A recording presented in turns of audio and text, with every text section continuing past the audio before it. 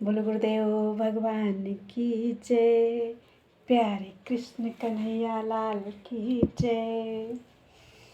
श्रीमद् वाल्मीकि रामायण द्वितीय खंड का युद्ध कांड चल रहा है और 3 सर्ग पूरे हो चुके हैं। आज चौथे सर्ग से चतुर्थः सर्गः श्री राम आदि के साथ वानर सेना का प्रस्थान और समुद्र तट पर उसका पड़ाव।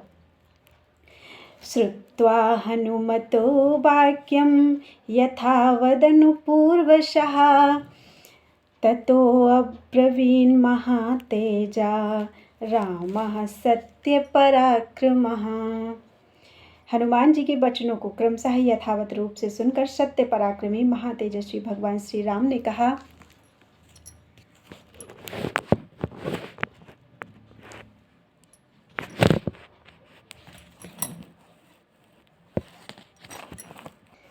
यन्निवेदयसे लङ्कां पुरीं भीमस्य राक्षसः क्षिप्रमेनां वधिष्यामि सत्यमेतद्ब्रवीमि ते। हनुमान, मैं तुमसे सच कहता हूँ, तुमने उस भयानक राक्षस की जिस लंकापुरी का वर्णन किया है उसे मैं शीघ्र ही नष्ट कर डालूंगा। अस्मिन् मुहूर्ते सुग्रीव प्रयाणम् अभिरोचय युक्तो मुहूर्ते विजये प्राप्तो मध्यम दिवाकरः। सुग्रीव, तुम इसी मुहूर्त में प्रस्थान की तैयारी करो। सूर्यदेव दिन के मध्य भाग में जा पहुँचे हैं, इसलिए इस विजय नामक मुहूर्त में हमारी यात्रा उपयुक्त होगी। सीतां हृत्वा तु यद् यातु क्वासौ यास्यति जीवितः सीता श्रुत्वाभियानं मे आसामेष्यति जीविते जीवितान्ते अमृतम् स्पृष्ट्वापि त्वामृतमिवातुरः। रावण सीता को हर कर ले जाए, किंतु वह जीवित बचकर कहाँ जाएगा। सिद्ध आदि के मुँह से लंका पर मेरी चढ़ाई का समाचार सुनकर सीता को अपने जीवन की आशा बंध जाएगी। ठीक उसी तरह जैसे जीवन का अंत उपस्थित होने पर यदि रोगी अमृत का अर्थात अमृत तत्व के साधनभूत दिव्य औषधि का स्पर्श कर ले अथवा अमृतोपम द्रवभूत औषधि को पी ले तो उसे जीने की आशा हो जाती है। उत्तरा फाल्गुनी यद्ये स्वस्तु हस्ते नियोक्ष्यते अविप्रयाम सुग्रीव सर्वानीक समावृताः। आज उत्तरा फाल्गुनी नामक नक्षत्र है। कल चंद्रमा का हस्त नक्षत्र से योग होगा, इसलिए सुग्रीव हम लोग आज ही सारी सेनाओं के साथ यात्रा कर दें। निमित्तानि च पश्यामि यानि प्रादुर्भवन्ति वै निहत्य रावणं सीताम् आनयिष्यामि जानकीम्। इस समय जो शकुन प्रकट हो रहे हैं और जिन्हें मैं देख रहा हूँ उनसे यह विश्वास होता है कि मैं अवश्य ही रावण का वध करके जनक नंदिनी सीता को ले आऊँगा। उपरिष्टाधिनयनं स्फुरमाणमिमं मम विजयं समनुप्राप्तं संशतीव मनोरथम। इसके सिवा मेरी दाहिनी आँख का ऊपरी भाग फड़क रहा है, वह भी मानो मेरी विजय प्राप्ति और मनोरथ सिद्धि को सूचित कर रहा है। इसमें मुहूर्त के बारे में कुछ दिया गया है, मैं उसे पढ़ती हूँ। दिन में दोपहरी के समय अभिजित मुहूर्त होता है, इसी को विजय मुहूर्त भी कहते हैं। यह यात्रा के लिए बहुत उत्तम माना गया है।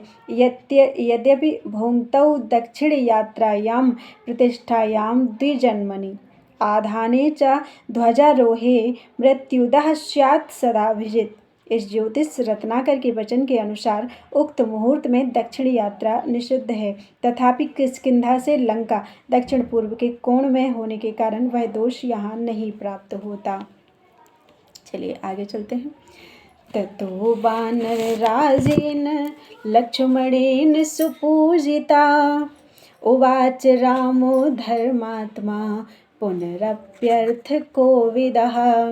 यह सुनकर वानरराज सुग्रीव तथा लक्ष्मण ने भी उनका बड़ा आदर किया। तत्पश्चात अर्थवेत्ता नीति निपुण धर्मात्मा श्री राम ने फिर कहा, यज्ञ अग्रे यातु बलस्यास्य नीलो मार्गं वीक्षितुं व्रतः शतसहस्रेण वानराणां तरश्विनाम्। इस सेना के आगे आगे 1,00,000 वेगवान वानरों से घिरे हुए सेनापति नील मार्ग देखने के लिए चले। फलमूलवता नील शीत कानन वारिणा पथा मधुमता चासु सेनाम सेनापते नये। सेनापति नील, तुम सारी सेना को ऐसे मार्ग से शीघ्रतापूर्वक ले चलो जिसमें फल मूल की अधिकता हो, शीतल छाया से युक्त सघन वन हो, ठंडा जल मिल सके और मधु भी उपलब्ध हो सके। दूषयेयुर्दुरात्मानः पथिमूल फलोदकं राक्षसाः पथिरथेथास्ते तेभ्यस्त्वं नित्यमुद्यतः। संभव है दुरात्मा राक्षस रास्ते के फल मूल और जल को विष आदि से दूषित कर दें, अतः तुम मार्ग में सतत सावधान रहकर उनसे इन वस्तुओं की रक्षा करना। निम्नेषु वन दुर्गेषु वनेषु च वनौकसः अभिप्लुत्याभिपश्येयुः परेशां निहितं बलम। वानरों को चाहिए कि जहाँ गड्ढे, दुर्गम वन और साधारण जंगल हो वहाँ सब ओर कूद फांद कर यह देखते रहें कि कहीं शत्रुओं की सेना तो नहीं छिपी है। ऐसा ना हो कि हम आगे निकल जाएं और शत्रु अकस्मात पीछे से आक्रमण कर दें। यत्तु फल्गु बलम किंचित तदत्रैवोपपद्यताम् एतद्धि कृत्यं घोरं नो विक्रमेण प्रयुज्यताम्। जिस सेना में बाल, वृद्ध आदि के कारण दुर्बलता हो वह यहाँ किष्किंधा में ही रह जाए, क्योंकि हमारा यह युद्ध रूपी कृत्य बड़ा भयंकर है। अतः इसके लिए बल विक्रम संपन्न सेना को ही यात्रा करनी चाहिए। सागरौघनिभं भीमम् अग्रानीकं महाबलाः कपिसिंहाः प्रकर्षन्तु शतशोऽथ सहस्रशः। सैकड़ों और हजारों महाबली कपि केसरी वीर महासागर की जलराशि के समान भयंकर एवं अपार वानर सेना के अग्रभाग को अपने साथ आगे बढ़ाए चलें। गजश्च गिरिशंकासो गवयश्च महाबलः गवाक्षश्चाग्रतो यातु गवां द्रप्त इव ऋषभ। पर्वत के समान विशालकाय गज महाबली गवय तथा मत वाले साढ़ की भांति पराक्रमी गवाक्ष सेना के आगे आगे चले। यातु वानरवाहिन्या वानरः प्लवतां पतिः पालयन् दक्षिणं पार्श्वं वृषभो वानरर्षभ। उछल कूद कर चलने वाले कपियों के पालक वानर शिरोमणि ऋषभ इस वानर सेना के दाहिने भाग की रक्षा करते हुए चले। गंधहस्तीव दुर्धर्षः तरश्वी गंधमादनः यातु वानरवाहिन्याः सव्यं पार्श्वमधिष्ठितः। गंध हस्ती के समान दुर्जय और वेगशाली बानर गंधमादन इस बानर वाहिनी के वाम भाग में रहकर इसकी रक्षा करते हुए आगे बढ़े। यास्यामि बल मध्ये हम बलौघमभिर्हर्षयन् अधिरुह्य हनुमन्तम् ऐरावतमिवेश्वरः। जैसे देवराज इंद्र ऐरावत हाथी पर आरूढ़ होते हैं, उसी प्रकार मैं हनुमान के कंधे पर चढ़कर सेना के बीच में रहकर सारी सेना का हर्ष बढ़ाता हुआ चलूँगा। अंगदेनैः संयातु लक्ष्मणश्चान्तकोपमः सार्वभौमेन भूतेषु द्रविडाधिपतिर्यथा। जैसे धनाध्यक्ष कुबेर सार्वभौम नामक दिग्गज की पीठ पर बैठकर यात्रा करते हैं, उसी प्रकार काल के समान पराक्रमी लक्ष्मण अंगद पर आरूढ़ होकर यात्रा करें। जाम्बवांश्च सुसेनश्च वेगदर्शी च वानरः ऋक्षराजो महाबाहुः कुक्षिं रक्षन्तु ते त्रयः। महाबाहु ऋक्षराज, जाम्बवान, सुषेण और बानर वेगदर्शी, ये तीनों बानर सेना के पृष्ठभाग की रक्षा करें। राघवस्य वचः श्रुत्वा सुग्रीवो वाहिनीपतिः व्याधिदेश महावीर्यो वानरान् वानरर्षभः।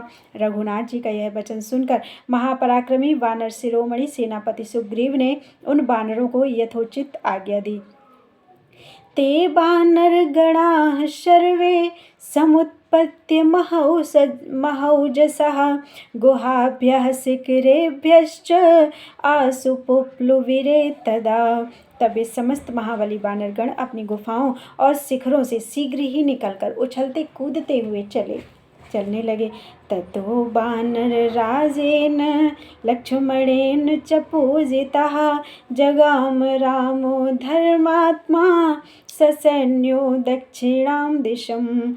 तत्पश्चात वानरराज सुग्रीव और लक्ष्मण के सादर अनुरोध करने पर सेना सहित धर्मात्मा श्री रामचंद्र जी दक्षिण दिशा की ओर प्रस्थित हुए। शतैः शतसहस्रैश्च कोटिभिश्चायुतैरपि वारणाभैश्च हरिभिर्यौ परिवृत्तस्तदा। वारणाभैश्च हरिभिर्यौ परिवृत्तस्तदा। उस समय सैकड़ों, हजारों, लाखों और करोड़ों वानरों से, जो हाथी के समान विशालकाय थे, घिरे हुए श्री रघुनाथ जी आगे बढ़ने लगे। तम यान्त मनुयान्ति सा महती हरिवाहिनी हृष्टाः प्रमुदिताः सर्वे सुग्रीवेणापि पालिताः। यात्रा करते हुए श्री राम के पीछे वह विशाल वानर वाहिनी चलने लगी। उस सेना के सभी वीर सुग्रीव से पालित होने के कारण हृष्ट पुष्ट एवं प्रसन्न थे। आप्लवन्तः प्लवन्तश्च गर्जन्तश्च प्लवङ्गमाः च्वेलन्तो निनदन्तश्च जगमुर्वै दक्षिणां दिशम। उनमें से कुछ वानर उस सेना की रक्षा के लिए उछलते कूदते हुए चारों ओर चक्कर लगाते थे, कुछ मार्ग शोधन के लिए कूदते फांदते आगे बढ़ जाते थे, कुछ वानर मेघों के समान गरजते, कुछ सिंहों के समान दहाड़ते और कुछ किलकारियां भरते हुए दक्षिण दिशा की ओर अग्रसर हो रहे थे। भक्षयन्तः सुगन्धीनि मधूनि च फलानि च उद्वहन्तो महावृक्षान् मंजरी पुंजधारिणः। वे सुगंधित मधु पीते और मीठे फल खाते हुए मंजरी पुंज धारण करने वाले विशाल वृक्षों को उखाड़कर कंधों पर लिए चल रहे थे। अन्योन्यम सहसा द्रप्ता निर्वहन्ति क्षिपन्ति च पतन्तश्चोपतन्त्यन्ये पातयन्त्य परे परान। कुछ मतवाले वानर विनोद के लिए एक दूसरे को ढो रहे थे। कोई अपने ऊपर चढ़े हुए वानर को झटक कर दूर फेंक देते थे, कोई चलते चलते ऊपर को उछल पड़ते थे और दूसरे वानर दूसरों को ऊपर से धक्के देकर नीचे गिरा देते थे। रावणो नु निहन्तव्यः सर्वे च रजनीचराः इति गर्जन्ति हरयो राघवस्य समीपतः। श्री रघुनाथ जी के समीप चलते हुए वानर यह कहते हुए गर्जना करते थे कि हमें रावण को मार डालना चाहिए, समस्त निशाचरों का भी संहार कर देना चाहिए। पुरस्तादृशभो नीलो वीरः कुमुद एव च पंथानं शोधयन्ति स्म वानरैर्बहुभिः सह। सबसे आगे ऋषभ, नील और वीर कुमुद, ये बहुसंख्यक वानरों के साथ रास्ता ठीक करते जाते थे। मध्ये तु राजा सुग्रीवो रामो लक्ष्मण एव च बलिभिर्बहुभिर्भीमैर्व्रतः शत्रुनिबर्हणः। सेना के मध्य भाग में राजा सुग्रीव, श्री राम और लक्ष्मण, ये तीनों शत्रुसूदन वीर अनेक बलशाली एवं भयंकर वानरों से घिरे हुए चल रहे थे। हरिः सत्बलिर्वीरः कोटिभिर्दशभिर्वृतः सर्वामेको हृवष्टभ्ये ररक्ष हरिवाहिनीं। सतबली नाम का एक वीर वानर 10 करोड़ वानरों के साथ अकेला ही सारी सेना को अपने नियंत्रण में रखकर उसकी रक्षा करता था। कोटि सत्परिवारः केसरी पनसो गजः अर्कश्च बहुभिः पार्श्वम् एकं तस्याभिरक्षति। 100 करोड़ वानरों से घिरे हुए केसरी और पनस ये सेना के एक दक्षिण भाग के तथा बहुत से वानर सैनिकों को साथ लिए गज और अर्क ये उस वानर सेना के दूसरे वाम भाग की रक्षा करते थे। सुसेनो जाम्बवाश्चैव ऋक्षैर्बहुभिरावृतौ सुग्रीवं पुरतः कृत्वा जघनं संरक्षतुः।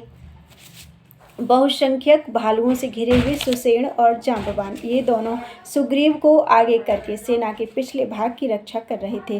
तेषां सेनापतिर्वीरो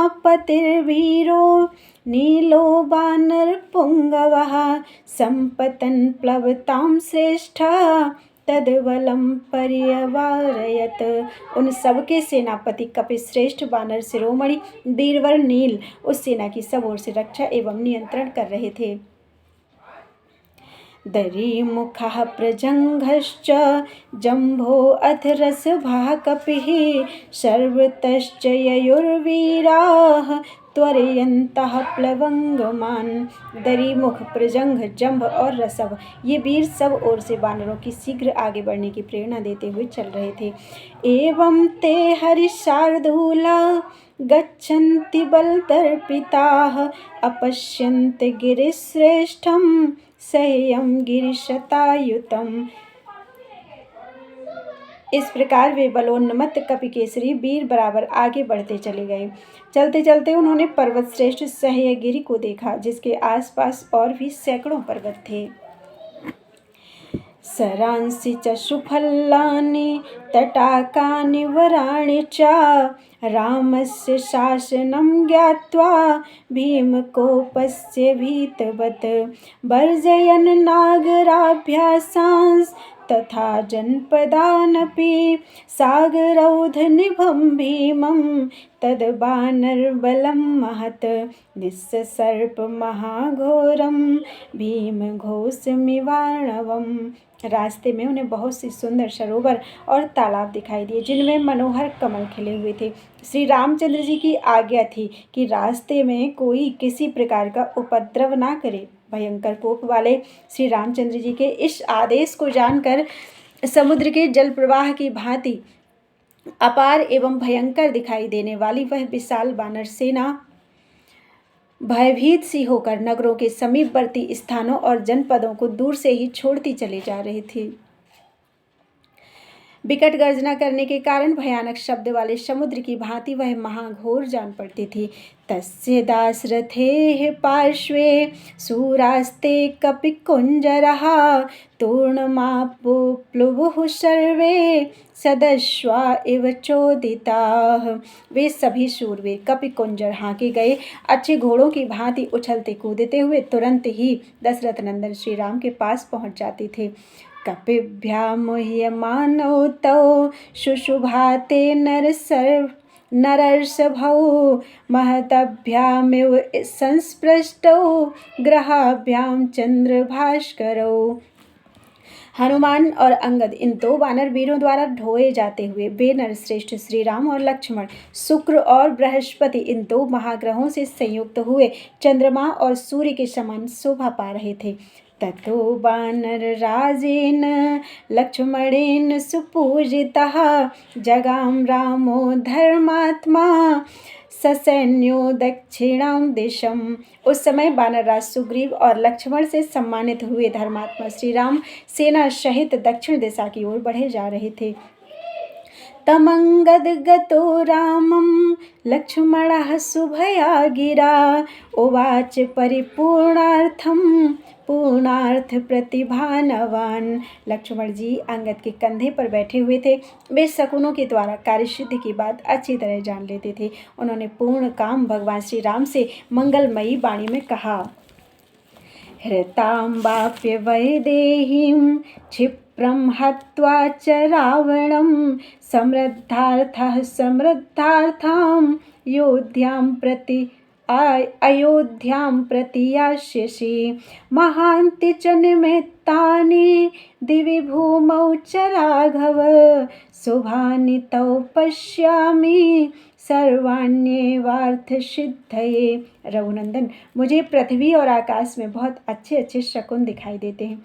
ये सब आपके मनोरथ की सिद्धि को सूचित करते हैं। इनसे निश्चय होता है कि आप शीघ्र ही रावण को मारकर हरी हुई सीता जी को प्राप्त करेंगे और सफल मनोरथ होकर समृद्धिशालिनी अयोध्या को पधारेंगे।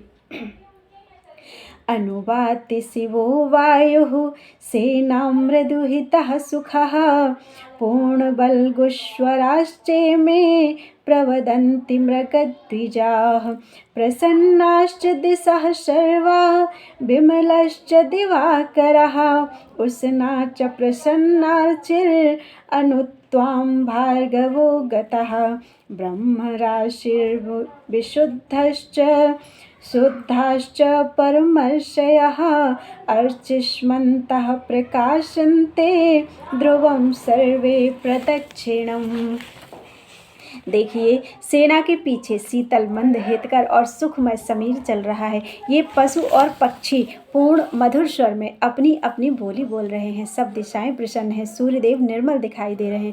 भृगुनंदन शुक्र भी अपनी उज्ज्वल प्रभा से प्रकाशित होकर आपके पीछे की दिशा में प्रकाशित हो रहे हैं। जहाँ सप्त ऋषियों का समुदाय शोभा पाता है, वह ध्रुव तारा भी निर्मल दिखाई देता है। शुद्ध और प्रकाशमान समस्त सप्तऋषि गण ध्रुव को अपने दाहिने रखकर उनकी परिक्रमा करते हैं।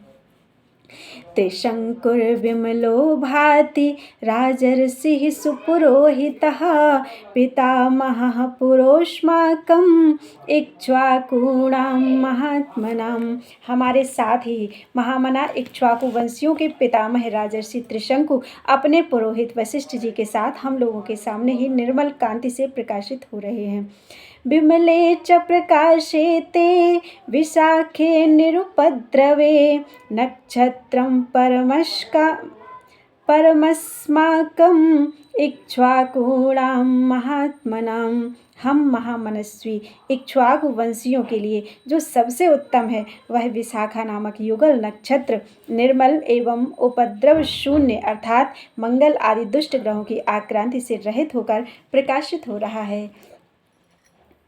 नैऋतं नैऋतानां च नक्षत्रमतिपीड्यते मूलो मूलवता स्पृष्टो धूप्यते धूमकेतुना। राक्षसों का नक्षत्र मूल, जिसके देवता निरति हैं, अत्यंत पीड़ित हो रहा है। उस मूल के नियामक धूमकेतु से आक्रांत होकर वह संताप का भागी हो रहा है। सर्वं चैतद् विनाशाय राक्षसानामुपस्थितं काले कालगृहीतानां नक्षत्रं ग्रहपीडितम्। यह सब कुछ राक्षसों के विनाश के लिए ही उपस्थित हुआ है, क्योंकि जो लोग कालपास में बंधे होते हैं, उन्हीं का नक्षत्र समयानुसार ग्रहों से पीड़ित होता है। प्रसन्नाः सुरसाश्चापो वनानि फलवन्ति च प्रवान्ति नाधिका गन्धा यथर्तुकुसुमाद्रुमाः। जल स्वच्छ और उत्तम रस से पूर्ण दिखाई देता है। जंगलों में पर्याप्त फल उपलब्ध होते हैं। लाइट चली गई है, इसलिए ये 53वां श्लोक चल रहा था, इसी पे विराम दे रहे हैं। बस इसको थोड़ा सा पूरा कर देते हैं। सुगंधित वायु अधिक तीव्र गति से नहीं बह रही है और वृक्षों में ऋतुओं के अनुसार फूल लगे हुए हैं। बोलो वृंदावन बिहारी लाल की जय।